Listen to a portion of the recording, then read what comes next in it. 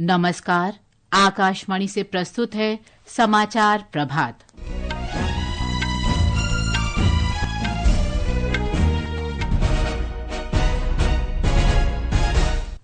प्रधानमंत्री नरेंद्र मोदी ने छत्तीसगढ़ में 33,700 करोड़ रुपए की परियोजनाओं का उद्घाटन किया।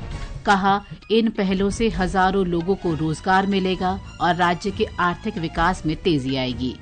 केंद्र सरकार ने मणिपुर, अरुणाचल प्रदेश और नागालैंड के कुछ हिस्सों में सशस्त्र बल विशेषाधिकार कानून को 6 महीने के लिए बढ़ाया। उत्तराखंड में गंगोत्री और यमुनोत्री धाम के कपाट 30 अप्रैल को खुलेंगे। आज देश भर में ईद उल फितर का पर्व मनाया जा रहा है।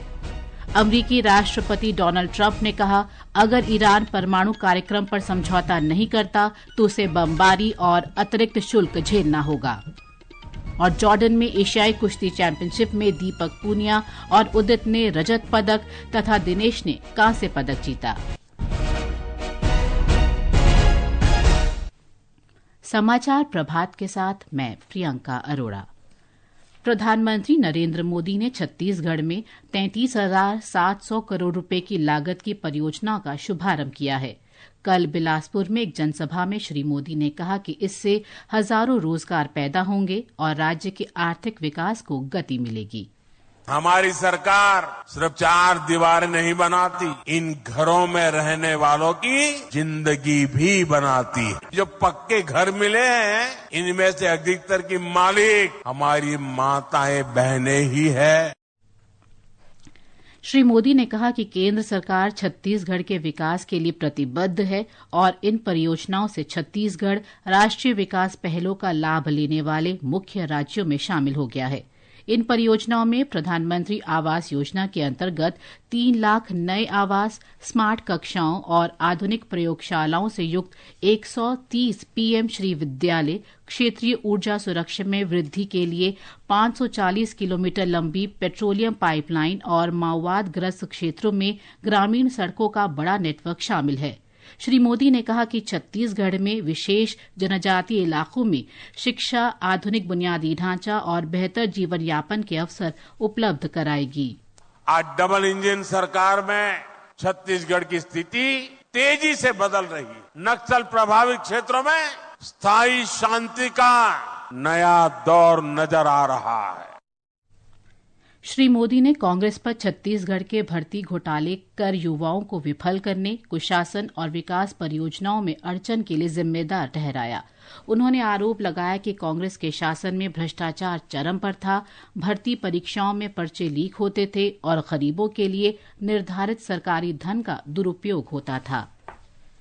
राष्ट्रपति द्रौपदी मुर्मू आज से 2 दिन की महाराष्ट्र की यात्रा पर रहेंगी। इस दौरान राष्ट्रपति भारतीय रिजर्व बैंक के 90वें वर्ष के उपलक्ष्य में मुंबई में आयोजित समापन समारोह में शामिल होंगी। राष्ट्रपति आज शाम मुंबई पहुंचेंगी। गृह मंत्रालय ने कल सशस्त्र बल विशेषाधिकार अधिनियम को मणिपुर, अरुणाचल प्रदेश और नागालैंड के कुछ हिस्सों में 6 महीने के लिए बढ़ा दिया है। ये कल से लागू होगा। मणिपुर में सशस्त्र बल विशेषाधिकार अधिनियम 5 जिलों को छोड़कर अन्य सभी जिलों में जारी रहेगा। नागालैंड के 8 जिलों और 5 अन्य जिलों के 21 थाना क्षेत्रों में और 6 महीने के लिए बढ़ा दिया है। वहीं असम सरकार ने डिब्रूगढ़ जिले में सशस्त्र बल विशेषाधिकार अधिनियम अफ्स्पा को इस वर्ष 31 मार्च से आगे न बढ़ाने का फैसला किया है। असम सरकार ने कल एक अधिसूचना में कहा कि कानून व्यवस्था में सुधार को देखते हुए डिब्रूगढ़ जिले को अशांत क्षेत्र घोषित किए रखने की आवश्यकता नहीं है। भारतीय वायुसेना आज से ग्रीस में शुरू हो रहे बहुराष्ट्रीय सैन्य अभ्यास में हिस्सा ले रही है। 12 दिन का ये अभ्यास 11 अप्रैल तक चलेगा। भारतीय वायुसेना के दल में सुखोई 30, IL-78 और C-17 विमान शामिल हैं। इस अभ्यास से भारतीय वायुसेना की संचालन दक्षता मजबूत होगी। ये समाचार आकाशवाणी से प्रसारित किए जा रहे हैं।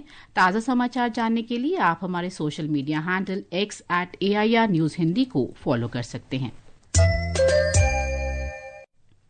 समाचार प्रभात में आपका फिर स्वागत है। उत्तराखंड में श्री गंगोत्री धाम के कपाट इस वर्ष अक्षय तृतीया यानी 30 अप्रैल को सुबह 10:30 बजे खुलेंगे। ब्यौरा हमारी संवाददाता से। उत्तरकाशी स्थित गंगोत्री धाम के कपाट आगामी 30 अप्रैल को अक्षय तृतीया के पावन पर्व पर रोहिणी नक्षत्र में सुबह 10:30 बजे श्रद्धालुओं के लिए खोल दिए जाएंगे। इसके साथ ही राज्य में चारधाम यात्रा की शुरुआत हो जाएगी। गंगोत्री मंदिर समिति के सचिव सुरेश सेमवाल ने बताया कि हिंदू नववर्ष और चैत्र शुक्ल प्रतिपदा के नवरात्रि के पहले दिन रविवार को गंगोत्री धाम के कपाट खोलने का मुहूर्त निकाला गया। उन्होंने बताया कि देवी गंगा की उत्सव डोली अपने शीतकालीन प्रवास स्थल मुकबगांव से 29 अप्रैल को दोपहर करीब 12 बजे गंगोत्री धाम के लिए प्रस्थान करेगी। भैरव घाटी स्थित भैरव मंदिर में रात्रि विश्राम करेगी। अगले दिन 30 अप्रैल की सुबह 9 बजे देवी गंगा की डोली गंगोत्री धाम पहुंचेगी। यमुनोत्री धाम के कपाट भी अक्षय तृतीया के पर्व पर श्रद्धालुओं के लिए खोले जाएंगे। हालांकि कपाट खोलने का मुहूर्त 6 अप्रैल को यमुना जयंती के अवसर पर तय किया जाएगा। वहीं केदारनाथ के कपाट 2 मई और बद्रीनाथ के कपाट 4 मई को खोले जाएंगे। साक्षी सिंह, आकाशवाणी समाचार, देहरादून। ईद उल फितर का त्योहार आज देश भर में धार्मिक श्रद्धा और उल्लास के साथ मनाया जा रहा है। ईद को रमजान के महीने की समाप्ति का प्रतीक भी माना जाता है। हमारे संवाददाता ने बताया है कि राष्ट्रीय राजधानी दिल्ली की सभी प्रमुख मस्जिदों में ईद की विशेष नमाज अदा की जा रही है। ईद का त्योहार रमजान के महीने के उपवास के समापन का प्रतीक है। इस दिन ईदगाह और मस्जिदों में ईद की नमाज अदा की जाती है। दिल्ली में लोग ईद की विशेष नमाज के लिए जामा मस्जिद, फतेहपुरी मस्जिद और शाही ईदगाह में एकत्र हुए, जिसके बाद लोगों ने एक दूसरे को बधाई दी। इस त्योहार के लिए दिल्ली की जामा मस्जिद के पास के बाजार सजाए गए हैं। लोग बाजारों में कपड़े, मिठाइयां और अन्य सामान खरीदारी कर रहे हैं। इस अवसर के लिए दिल्ली पुलिस द्वारा सुरक्षा के कड़े इंतजाम भी किए गए हैं। अक्षित वैद्यान, आकाशवाणी समाचार, दिल्ली। जम्मू कश्मीर में भी ईद उत्साह के साथ मनाई जा रही है। ईद उल फित्र इस्लाम में सबसे महत्वपूर्ण त्योहारों में से एक है, जिसे विशेष प्रार्थनाओं, दावतों और दान के कार्यों के साथ मनाया जाता है। श्रीनगर और जम्मू कश्मीर के अन्य स्थानों के बाजारों में खरीदारी में वृद्धि देखी गई। इस अवसर पर लोग दोस्तों और रिश्तेदारों से मिलते हैं। बच्चों को अपने माता पिता और बड़ों से नकद उपहार ईदी मिलती है, जिससे उन्हें खुशी हासिल होती है। जम्मू कश्मीर वक्फ बोर्ड ने पुष्टि की है कि ईद की नमाज का सबसे बड़ा आयोजन श्रीनगर के दरगाह हजरतवल में होगा। उपराज्यपाल मनोज सिन्हा, मुख्यमंत्री उमर अब्दुल्ला, कैबिनेट मंत्रियों और अन्य प्रमुख हस्तियों ने ईद उल फित्र के अवसर पर लोगों को शुभकामनाएं दी हैं। तारिक रातर, आकाशवाणी समाचार, श्रीनगर। राष्ट्रपति और उपराष्ट्रपति ने लोगों को ईद की शुभकामनाएं दी हैं। प्रधानमंत्री नरेंद्र मोदी 19 अप्रैल को कटरा से कश्मीर के लिए पहली वंदे भारत एक्सप्रेस को रवाना करेंगे। केंद्रीय मंत्री जितेंद्र सिंह ने जम्मू में संवाददाताओं से कहा कि प्रधानमंत्री मोदी 19 अप्रैल को ऊधमपुर पहुंचेंगे और विश्व के सबसे ऊंचे रेल पुल का उद्घाटन करेंगे। वंदे भारत रेलगाड़ी फिलहाल कटरा से चलेगी, क्योंकि जम्मू स्टेशन का नवीनीकरण किया जा रहा है। कटरा कश्मीर रेल मार्ग में 38 सुरंगें, 927 पुल और 1315 मीटर लंबा चेनाब पुल शामिल है, जो एफिल टावर से भी ऊंचा है। वंदे भारत ट्रेन से जम्मू और श्रीनगर के बीच की यात्रा का समय काफी कम हो जाएगा। अमरीकी राष्ट्रपति डोनाल्ड ट्रंप ने कहा है कि अगर ईरान परमाणु कार्यक्रम पर समझौता नहीं करता तो उसे बमबारी और अतिरिक्त शुल्क झेलना होगा। एनबीसी न्यूज के साथ बातचीत में श्री ट्रंप ने कहा कि अमरीका और ईरान के अधिकारी समझौते को लेकर बातचीत कर रहे हैं। श्री ट्रंप ने अपने पहले कार्यकाल में ईरान और अन्य प्रमुख देशों के बीच वर्ष 2015 में हुए समझौते से अमरीका को अलग कर लिया था। इस समझौते में प्रतिबंधों में राहत देते हुए ईरान के विवादास्पद परमाणु कार्यक्रम पर सख्त पाबंदियां लगाई गई थी। श्री ट्रंप ने व्यापक अमरीकी प्रतिबंधों को भी फिर से लागू कर दिया है। विदेश मंत्रालय के अनुसार राष्ट्रीय आपदा मोचन बल ने भूकंपग्रस्त म्यांमार के बौद्ध मठ में फंसे लगभग 170 भिक्षुओं को बचाने के लिए ऑपरेशन ब्रह्मा के तहत अभियान शुरू कर दिया है। सेना की एक टीम आज अस्पताल जाएगी और कल से चिकित्सा सेवा शुरू करेगी। और अब खेल जगत की हलचल के साथ हैं मुकेश कुमार बल।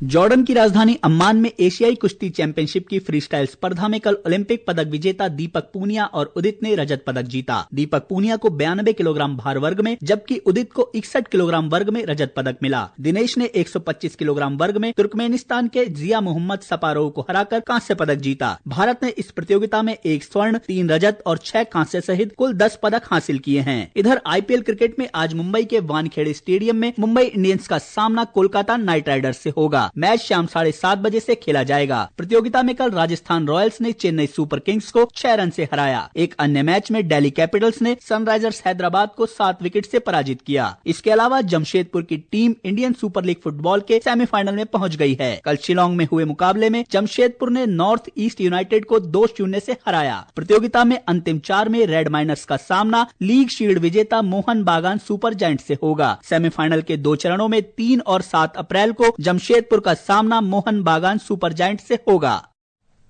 आज अरुणाचल प्रदेश, कोंकण और गोवा, महाराष्ट्र, गुजरात, त्रिपुरा और केरल में कई जगहों पर तेज हवा चलने, बिजली कड़कने और गरज के साथ बूंदाबांदी होने की संभावना है।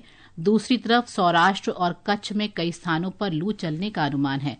मौसम विभाग के अनुसार असम, त्रिपुरा, तमिलनाडु, पुदुचेरी, तटीय आंध्र प्रदेश, केरल और माहे में कुछ स्थानों पर मौसम गर्म और आर्द्र रहने की संभावना है। अगले 3 दिन तक उत्तर पश्चिमी हिस्सों में अधिकतम तापमान में 5 डिग्री से अधिक की वृद्धि होने का अनुमान है। आकाशवाणी का समाचार सेवा प्रभाग अपने साप्ताहिक फोन इन कार्यक्रम पब्लिक स्पीक में आज रात 9:30 बजे पोषण अभियान से कुपोषण का निवारण विषय पर परिचर्चा प्रसारित करेगा। परिचर्चा में दिल्ली के अखिल भारतीय आयुर्विज्ञान संस्थान एम्स के बाल रोग विशेषज्ञ डॉक्टर अजय वर्मा और एम्स की आहार विशेषज्ञ डॉक्टर ऋचा जायसवाल शामिल होंगे। कार्यक्रम के दौरान श्रोता विशेषज्ञों से प्रश्न पूछ सकते हैं। नंबर है 011-2342-1050 और 011-2331-4444। ये समाचार हमारी वेबसाइट www.newsonair.gov.in और हमारे news on AIR mobile app पर भी उपलब्ध हैं। और अब आज के समाचार पत्रों की सुर्खियों के साथ हैं देवेंद्र त्रिपाठी। धन्यवाद प्रियंका।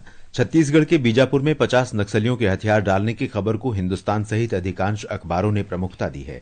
दैनिक जागरण ने लिखा है, सरकार के विकास कार्य और पुनर्वास नीति का दिखने लगा प्रभाव। प्रधानमंत्री बनने के बाद 11 साल बाद श्री नरेंद्र मोदी के पहली बार आरएसएस मुख्यालय जाने को नवभारत टाइम्स सहित सभी अखबारों ने सुर्खी बनाया है। राजस्थान पत्रिका ने प्रधानमंत्री के शब्द प्रकाशित किए हैं, 100 साल पहले बोया बीज बन गया विराट वृक्ष। पत्र के अनुसार प्रधानमंत्री के 34 मिनट के संबोधन में छुपे कई मुद्दे। जनसत्ता ने संसदीय स्थायी समिति की रिपोर्ट के हवाले से लिखा है, अधिकारियों के अरसे तक एक ही जगह जमे रहने से बढ़ता है भ्रष्टाचार, किसी भी मंत्रालय में निर्धारित समय से अधिक न बने रहें अधिकारी। मणिपुर, नागालैंड और अरुणाचल प्रदेश में सशस्त्र बल विशेषाधिकार अधिनियम 6 महीने के लिए बढ़ाने की खबर अमर उजाला और राष्ट्रीय सहारा सहित कई अखबारों में है। राजस्थान पत्रिका ने बताया है, भारतीय प्रबंधन संस्थान अहमदाबाद अब दुबई में अपना केंद्र शुरू करेगा। सितंबर 2025 से पहला कोर्स शुरू होगा। यह किसी भी आईआईएम का विदेश में पहला केंद्र होगा। दैनिक भास्कर ने बदलाव शीर्षक से लिखा है, तेलंगाना और आंध्र प्रदेश के गांवों में रात को सामुदायिक भोजन में मोटा अनाज से बने अलग अलग तरह के व्यंजन खाए जाते हैं और बेहतरीन व्यंजन को इनाम दिया जाता है। मोटा अनाज खाने के प्रति लोगों को प्रेरित करने के लिए 60 गांवों में 3 महीने से ऐसा प्रयोग चल रहा है। और अंत में मुख्य समाचार एक बार फिर। प्रधानमंत्री नरेंद्र मोदी ने छत्तीसगढ़ में 33,700 करोड़ रुपए की परियोजनाओं का उद्घाटन किया। उन्होंने कहा, इन पहलों से हजारों लोगों को रोजगार मिलेगा और राज्य के आर्थिक विकास में तेजी आएगी। केंद्र सरकार ने मणिपुर, अरुणाचल प्रदेश और नागालैंड के कुछ हिस्सों में सशस्त्र बल विशेषाधिकार कानून को 6 महीने के लिए बढ़ाया। उत्तराखंड में गंगोत्री और यमुनोत्री धाम के कपाट 30 अप्रैल को खुलेंगे। आज देश भर में ईद उल फितर का पर्व मनाया जा रहा है। अमरीकी राष्ट्रपति डोनाल्ड ट्रंप ने कहा, अगर ईरान परमाणु कार्यक्रम पर समझौता नहीं करता तो उसे बमबारी और अतिरिक्त शुल्क झेलना होगा। और जॉर्डन में एशियाई कुश्ती चैंपियनशिप में दीपक पुनिया और उदित ने रजत तथा दिनेश ने कांस्य पदक जीता। इसके साथ ही समाचार प्रभात का ये अंक समाप्त हुआ। नमस्कार।